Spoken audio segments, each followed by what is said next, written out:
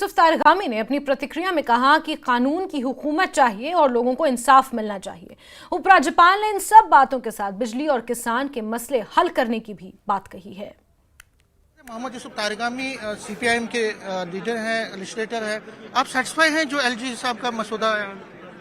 नहीं, उस बात पर आएंगे हम जब वो टेबल होगा यहाँ, उस पर बहस कर लेंगे।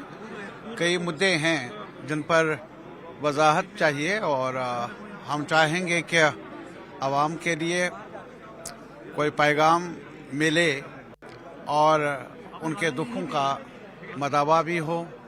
कई मसाइल हैं जिन पर चर्चा होनी चाहिए हाउस में और उम्मीद है कि बामकसद चर्चा होगी और रास्ता तलाश कर लेंगे ताकि आवाम की तवक्कुआत पर हम पूरे उतर किस चीज़ पे आपको ज़्यादा लगता है कि ज़्यादा क्लैरिफिकेशन? फंडामेंटल क्वेश्चन चाहिए हमें। एम्प्लॉयमेंट का सवाल है। बेरोज़गारी ने हमारे नौजवानों को घेर लिया है और उन्हें अपना मुस्तकबिल तारीख नज़र आ रहा है।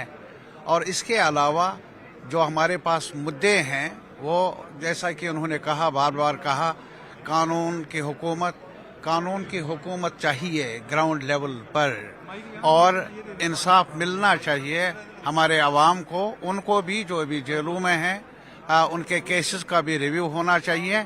और इसके अलावा जो बिजली का मामला है, किसानों के मसाइल हैं, उस पर भी चर्चा होनी चाहिए और ठोस पॉलिसी वज़ा होनी चाहिए कि सरकार क्या कुछ करने जा रही है उन मुद्दों को लेकर जिनका सामना है हमारे अवाम को। ये थे मोहम्मद यूसुफ तारगामी। कैमरामैन चांद के साथ समीर भट्ट, न्यूज़ 18 जम्मू।